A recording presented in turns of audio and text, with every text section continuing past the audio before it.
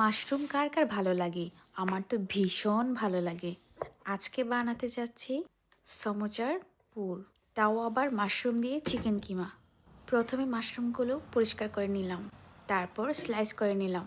এবার একটি প্যানে সবগুলো মাশরুম ঢেলে দিলাম, তারপর ঢাকনা দিয়ে ঢেকে দিলাম। কিছুক্ষণ পর অনেকগুলো পানি উঠবে। মাশরুমের পানিগুলো যখন শুকিয়ে যাবে তখন আরেকটি প্যানে পরিমাণ মতো তেল দিয়ে দিব, তাতে চিকেন কিমা দিয়ে দিব। চিকেন কিমাটা কিছুক্ষণ নাড়াচাড়া করার পর দিয়ে দিলাম পেঁয়াজ কুচি, তারপর নাড়াচাড়া করে দিয়ে দিলাম মাশরুমগুলো।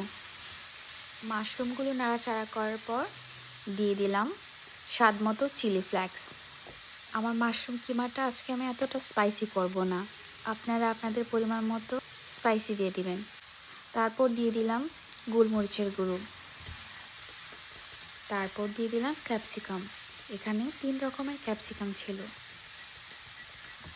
তারপরে অ্যাড করতে যাচ্ছি চিলি সস, আনুমানিক 1 টেবিল চামচের মতো। তারপর এতে দিয়ে দিলাম সয়া সস। ছিল এখানে 1.5 টেবিল চামচের মতো। সয়া সস দেওয়ার পর দিয়ে দিলাম টমেটো সস।